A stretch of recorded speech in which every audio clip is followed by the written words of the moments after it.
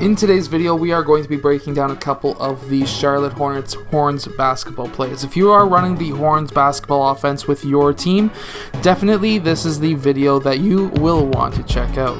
Let's get down and let's break down these basketball plays. Okay, so in this first play, we're going to have one of the high post players popping up towards the point, and he's going to receive the ball and then hand off the ball back to LaMelo Ball. This is a quick play that you could run, especially if that defender is not playing your point guard very closely. Okay, so in this next play, what we're going to have, instead of a pass over to this player, we're going to have the other high post player setting a screen for our point guard. From there, after that screen, we're going to have the other high post player setting a screen for the player who just screened for our point guard. Now from there, after that screen, we're going to have a pass from our point guard, a skip pass over to the player who was just screened for. Now if he's open, he could take that shot.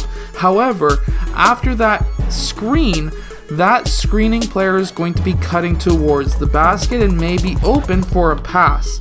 If that's the case, you need to take that. However, there is a backup plan with this play, and that is reading the defense and really understanding what's going to happen. So understanding the defense is something that LaMelo Ball actually knows quite well. He's a very good passer, and this is something that we can incorporate once a Horns basketball play is no longer working for us.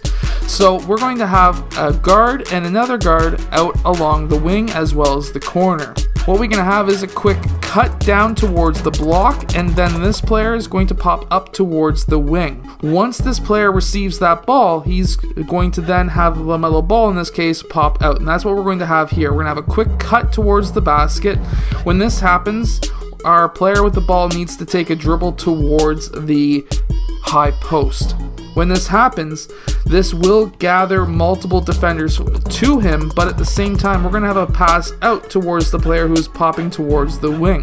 Because that point guard of ours is now left undefended, he is going to be popping out towards the corner where he's going to receive that pass for the three. And that's a great option that you can run with pretty much any Horns offense after it has been shut down. Now, coming off of that same play, what you could have happen when that screen happens up top, what you can have is now when this player, the other high post player, goes to set that screen, if this defender cheats and plays too low, what can happen is, well, now you can, if you've got a fast enough point guard, he can go and attack the rim, being wide open for that layup. So always trying to instill with our players that they need to read the defense and react to it. So again, in this play, what it's going to look like is player 4 is going to pop up and set that screen for player 1. Player 1 is going to use that screen, and then at the exact same time, he may have the option to drive. If he does have that option, make sure that he also can read when a help defender comes out so he can kick that ball out. So just keep that in mind when you are teaching this player. Of course, if that player goes around that screen, the secondary option is going to be a skip pass out to player 4. This could be a 3-point shot, and it's a great option for a 3-point shot, but if player 5 red hedges too far, we can have player 5 roll towards the basket, and that could be a layup. Now, if it's not a layup, and let's say that was not a very good screen, we're going to have these players clear out towards the other side, and now what we're going to have is player 4 is going to attack the paint, but also have player 1 cut towards the key.